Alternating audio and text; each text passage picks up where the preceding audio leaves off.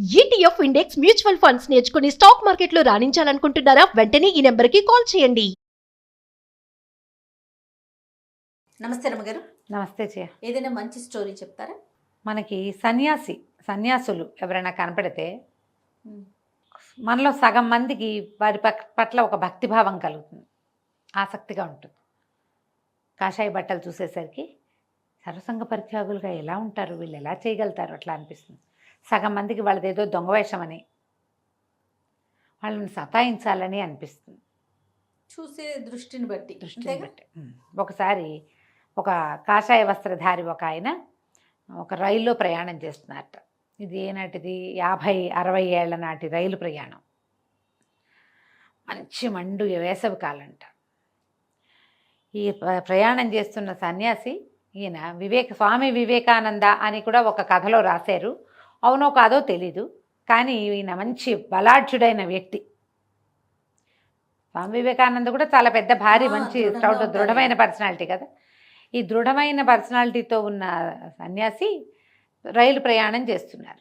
ఈయన ఉన్న పెట్టెలో ఇంకెవరు లేరు. ఈయనతో పాటు ఒక వ్యాపారస్తుడు ఒక ఆయన ఉన్నాడు. అతను చక్కగా మంచినీళ్ళు తాగుతూ ఏవో తింటూ పండు ఫలాలు ఆరగిస్తూ, సన్యాసిని చూస్తే వేళాకోళంగా ఉంది ఆయనకి.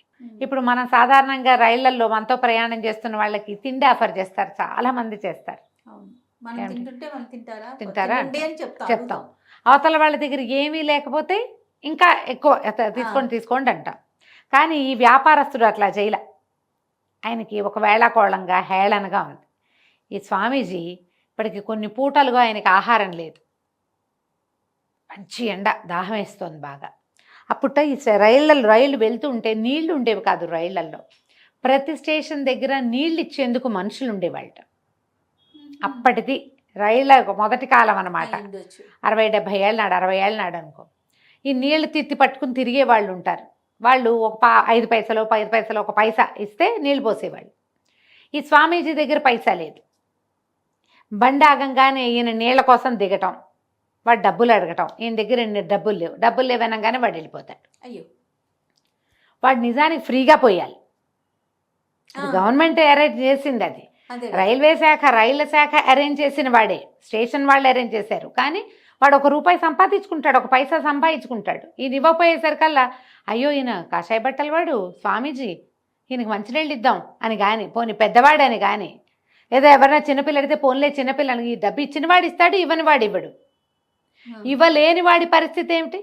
ఈయన దగ్గర రూపాయి లేదు, పైస లేదు. రూపాయి అనకూడదు, అసలు పైస లేదు ఆయన దగ్గర. మంచినీళ్ళు ఇవ్వటల్లా వాడు. ఎన్ని స్టేషన్లలో ఆగి ప్రతి చోట ఆయన నీళ్ళకి దిగటము, వాడు నీళ్ళు ఇవ్వకపోవటం, ఈయన అట్లాగే ఆ కాళ్ళతోటి దాహంతో మళ్ళీ రైలు ఎక్కటం. ఈ పక్కన వ్యాపారస్తుడు గమనిస్తూనే ఉన్నాడు. ఆయన దగ్గర ఒక నీళ్ళ కూజా కూడా ఉంది. ఇదిగోండి మంచినీళ్ళు నేను ఇస్తానని ఇవ్వల. హేళన ఎక్కిరింత. ఏమన్నాడు? ఏమో ఇంత ఉన్నావు మనిషివి, ఏదైనా పని చేసుకోకూడదు, ఈ బట్టలు వేసుకుని కూర్చున్నావు, నువ్వు బట్టలు అయితే వేసుకుంటావు, పొట్ట కాలదు, దానికోసం ఏదైనా సంపాదించుకోవద్దా అని ఇలా ఏవో వెగటుగా కూడా మాట్లాడాడు. ఆయన నిశ్శబ్దంగా ఉన్నాడు స్వామి, ఏం మాట్లాడలేదు. వీళ్ళు దిగాల్సిన స్టేషన్ వచ్చింది. వచ్చేసరికల్లా స్టేషన్లోకి దిగ్గానే ఆయన కోసం ఒక క్యారేజీ వచ్చింది వ్యాపారస్తుడికి. వస్తే ఆ దిగిన స్టేషన్లో ఆయన నడిచి వచ్చింది అక్కడికి. ఆయన ఒక స్టేషన్ మాస్టర్ దగ్గర ఉన్న షెల్టర్లో చక్కగా కూర్చుని విశ్రాంతిగా, చల్లటి మంచినీళ్ళ కూజా వచ్చింది, ఆయనకి భోజనం వచ్చింది, అన్ని పదార్థాలు పెట్టుకున్నాడు. అందులో అన్ని పంచభక్ష పరమాణాలు ఉన్నాయి, కొరికేవి, పీల్చేవి, జురుకునేవి, అన్ని రకాల క్యారేజీ వచ్చింది. క్యారేజీలో పాత్రలన్నీ పెట్టాడు. పెట్టుకుని ఈ స్వామికేసి చూస్తున్నాడట. ఈయన ఈ స్టేషన్ మాస్టర్ దగ్గర ఉన్న ప్లేస్ తప్ప ఇంకెక్కడా షెల్టర్ లేదు. ఆ చిన్నదే షెల్టరు. ఆ షెల్టర్లో వ్యాపారస్తులు డబ్బు ఉన్నవాడు కాబట్టి ఆయనకి అక్కడ అవకాశం దొరికింది.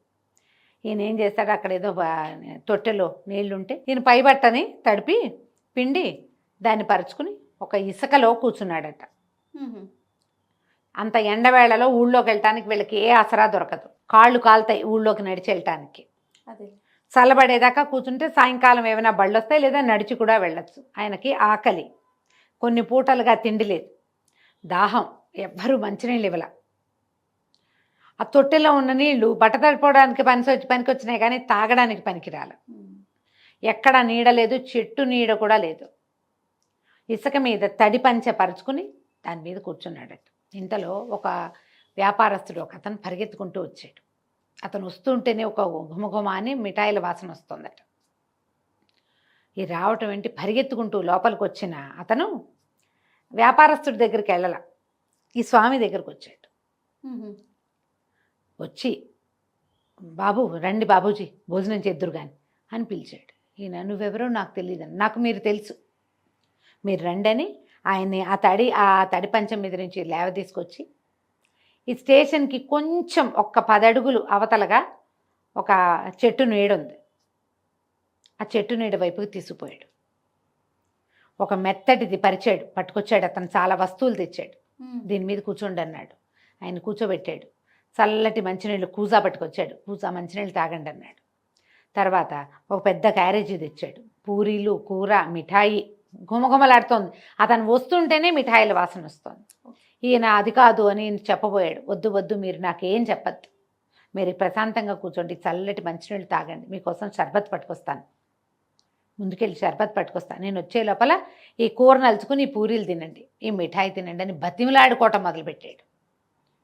ఈ వ్యాపారస్తుడు ఇక్కడ కూర్చున్నాడు కదా, ఈయనకి క్యారేజీ వచ్చింది, ఎక్కడి నుంచో వచ్చింది, అక్కడ ఉంది. ఆయన వచ్చేసరికి ఈ ఫ్రెష్ మిఠాయిల వాసనకి ఆయన ఆకర్షితుడై ఇది ఎవరు ఈ మనిషి, ఒక 5 నిమిషాలు చూసాక ఆయన గుర్తొచ్చింది, వీడు ఒక ప్రఖ్యాతమైన మిఠాయి అంగడి ఓనరు.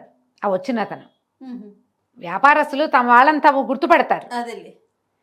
ఇదేంటి వీడెవడో ఎందుకు వస్తున్నాడు, ఈయనకి ఎందుకు పెడుతున్నాడు ఆయనకు అర్థం కాలే. పైగా ఆయన ఏం పిలిచింది కాదు, ఆయన వద్దంటున్నాడు, స్వామీజీ వద్దంటున్నాడు. అతను బతిమిలాడుకున్నాడు. తినండి తినండి అని కళ్ళనీళ్ళు పెట్టేసుకున్నాడు. సరే అని ఆయన కూర్చుని ఏం చేశాడు, ఆ మెత్తటి దాని మీద కూర్చుని అతను బ్యాగులోంచి విసినకర్ర తీసేట విసురుతున్నాడు. చల్లని గాలి వస్తుంది, దానికి కుచ్చులు ఉన్నాయి. వట్టివేళ్ల విసినకర్ర పెట్టి విసిరాడు. ఆయన ఆ గాలి స్వీకరిస్తూ ఈ పూరీలు కూర తిన్నాడు. అతను 2-3 రకాల మిఠాయిలు పట్టుకొచ్చాడు. మిఠాయిలు అని తిన్నారు. వీళ్ళు నార్త్ ఇండియాలో అంతా స్వీట్లు తింటారు కదా, అవి తిన్నాడు. ఇతను పరిగెత్తుకుంటూ బయటికి వెళ్ళి ఓ షర్బత్ పట్టుకొచ్చాడు ఎక్కడి నుంచో. షర్బత్ తాగాడు. అన్నీ తిని తాగిన తర్వాత ఆయన అడిగాడు, బాబు నువ్వెవరో నాకు తెలీదు, నువ్వెందుకు ఇంత ఆహారం పట్టుకొచ్చి పెడుతున్నావు? నేనేం ప్రయత్నం చేయలేదు నాయన, దానికోసం నేనేమి అడగల ఎవరిని, నేను నిన్నెప్పుడు చూడలేదు, అసలు నేను ఈ ఊరు వచ్చిందే ఇప్పుడు అనేసరికి ఆ మిఠాయి దుకాణం వాడు హాస్పిటల్ వేసుకుని నేను దగ్గరకు వచ్చి, బాబు నేను ఈ ఊర్లో ప్రఖ్యాతమైన మిఠాయి అంగడి వాడిని, బాగా పెద్ద కొట్టు మాది, నేను రోజు మధ్యాహ్నం భోజనం చేసి పడుకుని నిద్రపోతే నాకు రాముల వారి కళ్ళలో కనపడ్డాడు. ధనుర్బాణాలు పట్టుకున్నాడు, సీతాలక్ష్మణ సమేతంగా ఉండి, ఒరే నా భక్తుడు ఒకడు ఆ రైల్వే స్టేషన్ దగ్గర ఫలానా చోట నా భక్తుడు ఒకడు ఆకలితోటి దాహంతో ఉన్నాడు, వాడికి ఆహారం ఇచ్చిరా అని చెప్పాడు. ఇచ్చిరా, మెత్తటి వస్తువు తీసుకెళ్ళు, మంచినీళ్ళు తీసుకెళ్ళు, మిఠాయిలు తీసుకెళ్ళమని చెప్పాడు. కళ్ళ వచ్చింది. నేను కళ్ళ మెలకు వచ్చాక ఏమిటి ఏదో ఇలాంటి కళ వచ్చిందని పక్కకు తిరిగి పడుకున్నాను. రాముల వారు మళ్ళీ కనపడ్డాడు. కనపడి లేవవేంరా, వెళ్ళవేంటి, నా భక్తుడు ఆకలితో ఉన్నాడు, దాహంతో ఉన్నాడు, ఎండకి మాడిపోతున్నాడు, వాడి ఎండ బాధ, ఆకలి బాధ, దాహం బాధ 3 తీర్చాలి, నువ్వు ఇప్పుడు వెళ్ళు అని మళ్ళీ చెప్పాడు. లేచి చూస్తే నేనేమి చెప్పలేదు, కానీ మా వాళ్ళు అప్పుడే పూరీలు కూర తయారు చేసి పెట్టారు మీకోసమే. నేనే చెప్పానంటారు వాళ్ళు. నేను నిద్రపోతున్నా, ఒరే ఒక మనిషికి సరిపడా పూరీ కూర చేసి మిఠాయిలు చేయండిరా అని నేనే చెప్పాను నిద్రలో. వాళ్ళు పూరీ కూర తయారు చేశారు, మిఠాయిలు సిద్ధం చేసి బాబు ఇదిగోండి అన్నారు. నేను ఎప్పుడు చెప్పానో కూడా నాకు తెలియదు. రాముల వారే ఇది చేయించాడు అనుకున్నాను. ఆ మిఠాయిలు పట్టుకున్నా, ఇవి తీసుకొచ్చా. ఆయన చెప్పాడు మెత్తటి కూర్చునేందుకు కూర్చునే పరుపు, తర్వాత కూజాతో చల్లటి మంచినీళ్ళు, నీ ఆకలి దాహము వేడి బాధ తగ్గించాలి నేను, అందుకని ఏం చేశాను విసునకర్ర పట్టుకొచ్చా అని చెప్పాడు. ఆయన ఆశ్చర్యపోయాడు. నేను చెప్పాను, నేను ఇలా జరిగింది అన్నాడు. అక్షరాల ఇదే జరిగింది బాబు. నేను ఏనాడు రాముల వారిని కళ్ళలో చూసిన వాడిని కాను, పటంలో చూస్తాను. నేను రోజువారీ పటంలో ఎవరిని చూస్తానో అతనే నాకు కనపడ్డాడు. ఆయనే నాకు కనపడ్డాడు. నీలాంటి ఒక వ్యక్తిని చూపించాడు, వీడే నా భక్తుడు, వీడికి ఆకలి తీర్చు, దాహం తీర్చు, ఎండ బాధని తీర్చమని చెప్పాడు. అందుకే నేను నీ దగ్గరికి పరిగెత్తుకొచ్చాను. నేను నిన్ను గుర్తుపట్టా.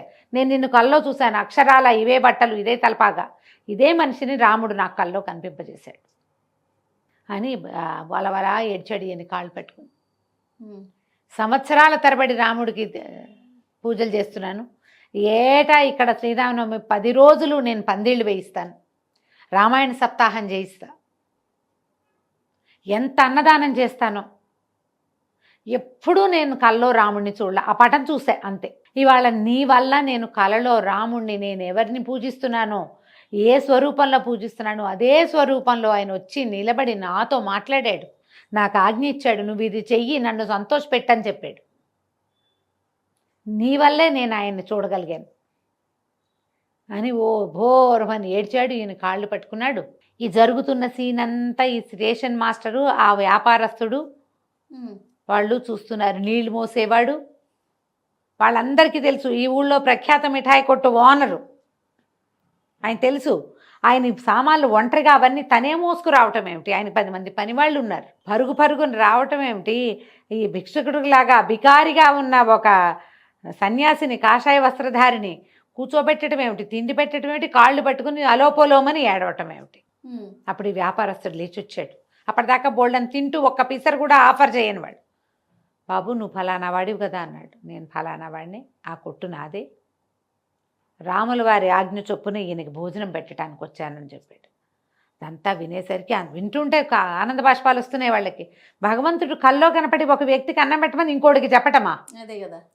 వాడు ఆ ఆజ్ఞ చొప్పున ఇంత దూరం పరిగెత్తుకు రావటం. ఆ రైల్వే స్టేషన్ ఏం దగ్గర లేదు. ఆయన ఆగ మేఘాల మీద వచ్చాడు, మరి ఎట వచ్చాడో, బండిలో వచ్చాడో, నడిచొచ్చాడు. స్టేషన్లో ఉన్న వాళ్ళందరూ దండం పెట్టారు ఈ స్వామీజీకి. ఈ వ్యాపారస్తుడు నన్ను క్షమించు, నాకు కాషాయ వస్త్రాలు కట్టుకునే వాళ్ళ మీద సదభిప్రాయం లేదు, నువ్వు నాతో ఉండేసరికి నేను నీతో అవమానకరంగా మాట్లాడాను, నేను నిన్ను చాలా దుర్భాషగా మాట్లాడా, నీకు నేను మంచినీళ్ళు కూడా ఇవ్వలేదు, సాటి మనిషితో ఎట్లా ప్రవర్తించాలో కూడా అలా కూడా ప్రవర్తించలా, అయినా నువ్వు నా మీద కోపం తెచ్చుకోలేదు, నన్ను చూసి తొలిగిపోలేదు, నాతో ఏమీ చెడ్డగా ప్రవర్తించలేదు అని చెప్పి వంగి దండం పెట్టాడు. ఆయన పాదధూళి తీసుకుని నెత్తి మీద పెట్టుకున్నాడు. పాదధూళి స్వీకరిస్తారు కదా, హిందీ నార్త్ ఇండియా అంతా అట్లాగే కనపడుతుంది. అది నెత్తి మీద పెట్టుకున్నాడు. పెట్టుకునేసరికి ఆయన నవ్వాడు. నేనేం చేయలేదు నాయన, ప్రతి వాళ్ళలోనూ నేను రాముడినే చూస్తాను. నువ్వు దుర్భాషలాడితే రాముడే దుర్భాషలాడుతున్నాడు అనుకున్నా, రాముడే అన్నం పెట్టాడు. భగవంతుడు ఎక్కడైనా ఉంటాడు, ఎలాగైనా ఉంటాడు, ఏదైనా చేస్తాడు. దానికి తార్కాణం ఇదే.